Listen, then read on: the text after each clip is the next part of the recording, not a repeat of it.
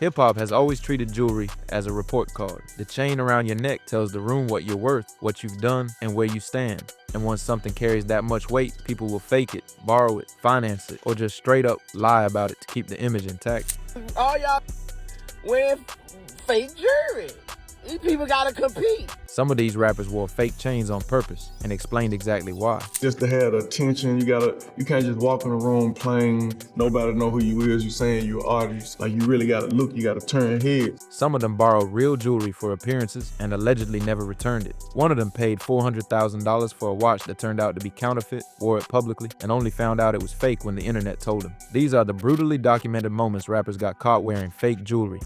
Big Sean. Before the Jacob the Jeweler commissions, before the Jesus piece from Kanye, before any of that, Big Sean's first chain was, by his own description in GQ, a super fake gold herringbone chain he wore in 3rd grade. That detail is easy to laugh at, but it's also the clearest possible illustration of where this whole thing begins. Rap jewelry isn't primarily about ownership, it's about aspiration made visible. The chain comes first and the money either catches up or it doesn't. Sean's did, most people's doesn't. What matters about the Big Sean example isn't that he wore a fake chain as a child. It's that a grown, successful rapper looked back on that moment without embarrassment and connected it directly to the taste and obsession that later drove him towards some of the most respected custom jewelry in hip-hop. The fake chain wasn't a lie he was telling the world. It was a rehearsal. That's the innocent version of this story. It gets considerably less innocent from here. Ugly God. Ugly God didn't get caught, he announced it. In a 2017 Vlad TV interview, he said flat out that the gold chains he was wearing were fake, then clarified that they were at least good fake gold, as if the quality of the counterfeit was the relevant distinction. You talked about how your jewelry's fake? Yes. So that's fake right there. Yeah.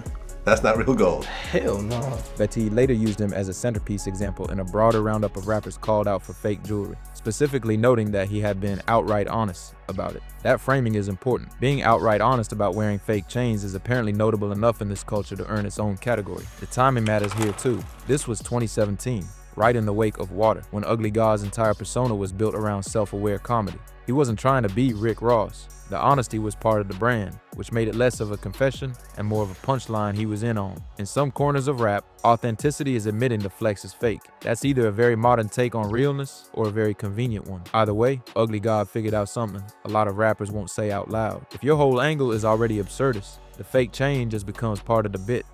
Moneybag Yo. Ugly God made it a joke. Moneybag. Yo made it a philosophy. In a Hypebeast interview from 2019, he said directly that he used to wear fake jewelry, then explained exactly why. I ain't gonna even lie, I used to wear fake jewelry when I was coming up, like trying to get on, but I just understood that you had to have that image, like as a rapper, as an artist, just to have the attention. You can't just walk in the room playing, nobody know who you is, you saying you're an artist. Like you really gotta look, you gotta turn heads. That line does more documentary work than a dozen court filings, because it names the logic that runs underneath almost every story in this video. Looking successful is a prerequisite for becoming successful. The image is the investment. What makes Moneybag's version particularly valuable is the context around the admission. He wasn't being pressed, he volunteered for it. He also connected the pivot away from fake jewelry to advice from his late brother Elo, who told him to invest in real diamonds once the money was actually there. That gives the story an arc. Fake chains as a strategic tool on the come up, real jewelry as the graduation marker. By 2023, GQ's own packaging of his jewelry content described his journey explicitly as going from wearing fake jewelry to high-end custom pieces. The strategic logic he described is cleaner than most people want to admit. If you're an unsigned rapper shooting videos and trying to get in rooms, a $300 fake chain that reads like $30,000 on camera is not a moral failure, it's a marketing decision. The problem is that the same logic doesn't always stop when the money arrives. For some artists, the habit of flexing beyond your actual assets just scales up with the career. Boosie Badazz. Boosie Badazz might be the most entertaining entry on this list, not because his case is the most dramatic, but because he managed to admit wearing fake jewelry and criticize everyone else for wearing fake jewelry within what appears to be the same general era of his life. In late 2024, he said plainly on social media, I wear fake earrings too. I only wear my real earrings when I go to the game or something like that, or to something big. The explanation was practical. He saves the real ones for big event, games, something worth the risk. That's a reasonable position. It's also an admission that the earrings in a given photo or video might not be what they appear to be. The reversal came separately, when Boosie publicly argued that luxury watch brands needed to step up their game because, and this is the actual claim, most of y'all in rap are wearing fake jewelry anyway. He was making a market argument. He was also, without apparently noticing, describing a culture he had just admitted participating in and then positioning himself above it simultaneously. All y'all wearing fake jewelry. These people gotta compete. That's not a contradiction unique to Boosie. It's actually the standard move in this conversation. Rappers who wear fake jewelry tend to talk about other rappers wearing fake jewelry with the same disgust they'd apply to actual crimes. The hypocrisy isn't personal failure, it's structural. In a culture where the chain signals your rank, admitting yours is fake is a status threat. So you deflect by pointing at everyone else's chain instead. Vlad TV's framing of Boosie's broader jewelry philosophy, that jewelry in rap is essentially a costume, is probably the most honest summary of the whole dynamic available in the public record. Once you accept that the chain is costume, everything else in this video makes immediate sense. T-Pain flips the entire premise of this video, and he does it with math. On the Jordan Harbinger podcast, he confirmed that he sometimes wears fake jewelry, then gave a reason that has nothing to do with being broke or maintaining an image. His reason was he has been robbed multiple times while wearing real jewelry, and when he's walking into a crowd of people, he said he is not going in with $1 million of jewelry on. The loss calculation in his own framing is simple. A fake chain that costs around $70 hurts considerably less to lose than one that costs $70,000. You know, it's good for pictures, good to be seen and stuff like that, but you know, I'm not going into a crowd of thirsty people with $1 million of jewelry on. Yeah. You're gonna, I mean, and plus, I've gotten robbed a lot. Yeah. So I've learned, I've gotten robbed a lot with real jewelry on. I've had my real jewelry taken, so I'm like, okay, maybe it won't feel as bad if this chain was like $70. Yeah. instead of $70,000. That reframes the conversation entirely. T-Pain is not a struggling rapper maintaining a false image. He is a wealthy veteran who has done the risk assessment and decided that the optics of real jewelry in certain environments are not worth the security liability. Fake jewelry, in his case, is a rational response to a demonstrated threat. The contrast point he supplied in the same interview almost writes itself. This is the same man who once spent roughly $400,000 on what became known as his big-ass chain after being dared by a stranger, a purchase he later cited as an example of the kind of money behavior he came to regret. So on one end of his career, he dropped near $500,000 on a chain because someone challenged him to. On the other end, he's calmly explaining why he wears a $70 fake in public because the real ones make him a target. That is not a contradiction. That is a man who learned something expensive and adjusted accordingly. T-Pain's case is the one that most complicates the fake rapper's framing. Once you hear his explanation, the real question isn't why he wears fake jewelry, it's why more rappers don't. The answer, probably, is that the image cost of being seen in a fake chain still outweighs the security benefit for most artists, which tells you exactly how powerful the visual economy around jewelry remains, even when the math clearly points in the other direction. Tyga. Everything in Tyga's jewelry story starts with a specific number, $63,000. That's the alleged value of the Cuban link chain that jeweler Jason of Beverly Hills claimed Tyga borrowed in December 2012 and never returned. According to BET's reporting on the case, there was also a $28,275 diamond watch that Tyga allegedly failed to pay for. The legal response was a suit, and by the time the dust settled, a court reportedly ordered Tyga to pay more than $208,000. By 2016, 4 years later, people reported that the jeweler was still actively trying to collect more than $270,000 in unpaid jewelry. What makes this different from a simple debt story is the timeline. Tyga wasn't an obscure rapper scrambling for visibility in 2012. He was a young money signee with a major label deal, an established video budget, and a luxury-adjacent public image that was absolutely central to his brand. The chain was part of the look. The look was on camera, constantly. The bill allegedly sat unpaid while the footage ran. That gap between the visual and the financial reality is the clearest version of what this video is actually about. The Cuban link was real. The appearance of ownership was real. The actual transaction behind it was, according to the court record, very much incomplete. The 4-year collection effort is also worth noting. A court order in 2013 or 2014 still hadn't produced full payment by 2016. That's not a man who paid a debt slowly. That's a debt that allegedly required sustained legal pressure to move at all. For Tyga, the chain was on his neck. The ownership was, at best, pending. Gucci Mane. Gucci Mane's 2012 jewelry case is useful precisely because the paperwork is clean. No disputed timelines, no he said/she said that never resolved. There is a loan, a deadline, a partial payment, a default, and a judgment. The full mechanism is visible. According to reporting from BET and XXL, Atlanta jeweler A&A Diamonds said Gucci was loaned a $130,000 diamond pinky ring, plus a necklace and bracelet together worth another $110,000. The arrangement came with a 15-day window, return the pieces or pay for them. Neither happened within that window. Gucci reportedly paid $40,000 toward the total, less than a fifth of what was owed. and the rest went unresolved long enough that he eventually lost by default. The judgment entered against him was 274 racks. The 15-day structure is what makes this case so revealing. The jeweler didn't just hand over $240,000 in pieces and wait indefinitely. There was a defined term. The artist got the look immediately, wore the pinky ring, wore the necklace, moved through the world looking like someone who owned $240,000 in diamonds, and the obligation to actually own them came after. That is not metaphorically similar to renting. That is functionally identical to renting, with a default clause instead of a monthly rate. What gives this story an additional layer is what came after. Gucci Mane went to prison in 2013, came out in 2016 completely transformed, and rebuilt his public image into one of rap's most documented jewelry collectors. Post-prison, Gucci became almost synonymous with lavish, verified, fully owned bling. The Brinks truck, the ice baths of diamonds, the constant public displays of authenticated wealth. The 2012 case didn't define him, but it does sit in the record as proof that even the artists most associated with real luxury have, at specific moments, flexed on credit first and sorted the ownership later. The broader takeaway from Gucci's case isn't that he was uniquely dishonest, it's that the jeweler extended access before payment, and that is a repeatable business model, not an isolated mistake. The same structure shows up in the next two names on this list, at higher dollar amounts and with more complicated outcomes. Young Thug.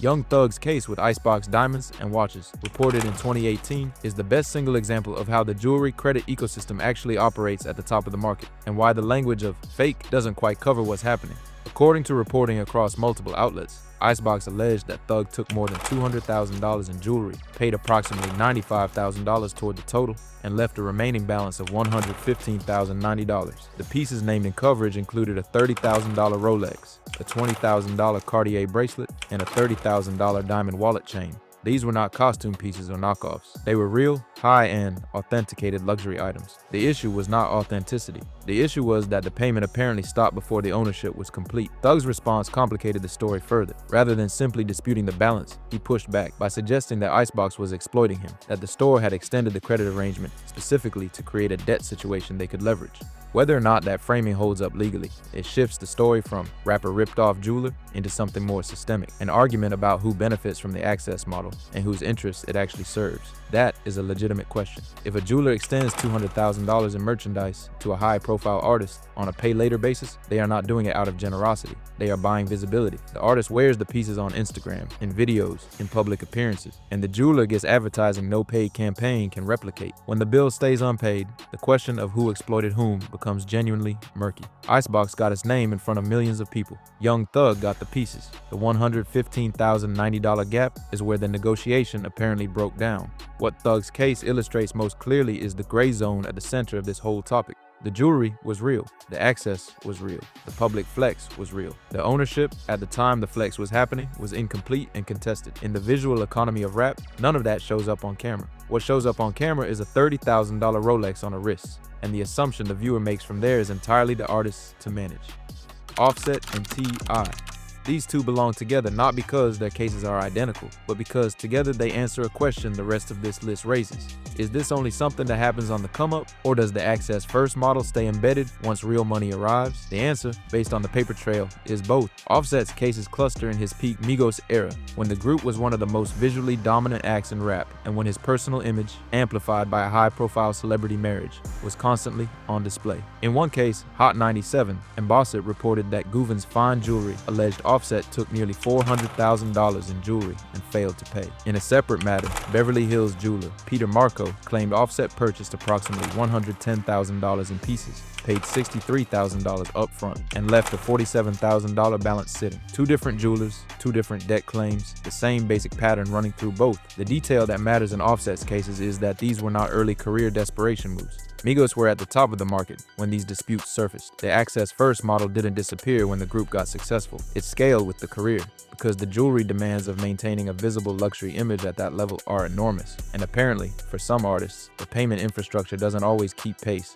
with the acquisition habit. T.I.'s case makes the same point from a longer timeline. The Atlanta Journal-Constitution reported that between September 2004 and January 2013, nearly a decade, a jeweler delivered various items to T.I., who made intermittent payments over the years before leaving a substantial balance. The suit sought $755,000, including interest, collection costs, and legal legal fees. That is not a single transaction gone wrong. That is a business relationship that allegedly drifted into serious debt across multiple album cycles, label deals, legal troubles, and career peaks. What T.I.'s case adds to the conversation is duration. A rapper carrying a jewelry balance across 9 years is not someone who couldn't figure out how to pay a bill. It's someone operating inside a system where the jeweler keeps extending access, the artist keeps accumulating pieces, and the financial reckoning keeps getting deferred because both sides have something to gain from the arrangement continuing. The jeweler gets a walking advertisement, the artist gets the look. The lawsuit is what happens when one side decides the arrangement has run long enough. Put Offset and T.I. side by side and the conclusion is hard to avoid.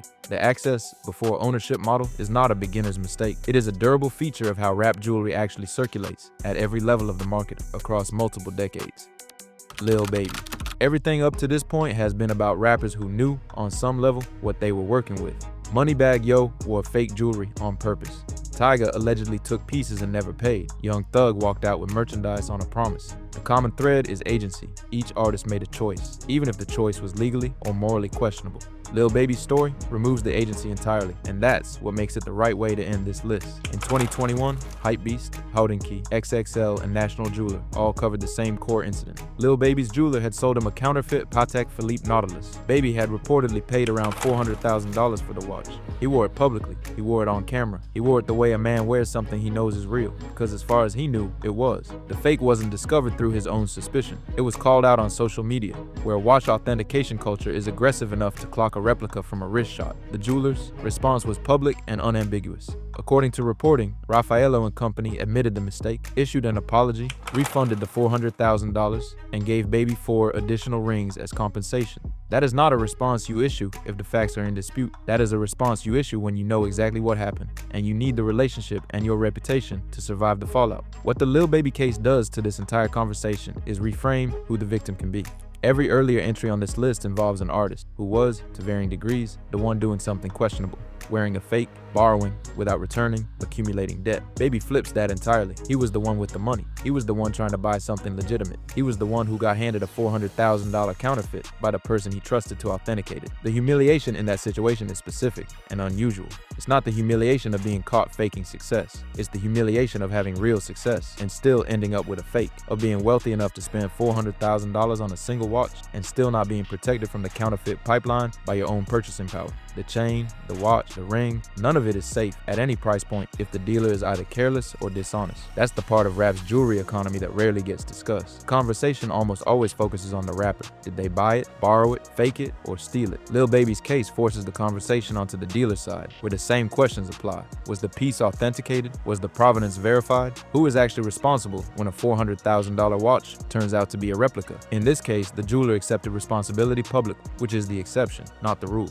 The broader implication is uncomfortable for the whole system. If a superstar at Lil Baby's commercial level, with full resources to spend on the real thing and every incentive to verify what he's buying, can still end up publicly wearing a fake Patek, then the authentication problem in this market is deeper than any individual rapper's choices can explain. The fake jewelry pipeline doesn't run only through broke artists cutting corners. It runs through trusted dealers, established relationships, and transactions that look completely legitimate, right up until someone with a loop or a social media account proves otherwise. Lil Baby got his money back. He got 4 rings on top of it, but the footage of him wearing that watch already existed. The flex had already been made, and the watch in the footage was a fake, regardless of what he knew or didn't know when he put it on. Every name on this list got caught differently. Some volunteered, some admitted it casually, and then mocked everyone else for doing the same thing. But the case that should stick with you is the one where somebody did everything right, spent real money, trusted the source, wore it proudly, and still got caught because the fake reached him before he could. That's the part nobody talks about. This isn't just about image management. It runs through the whole system.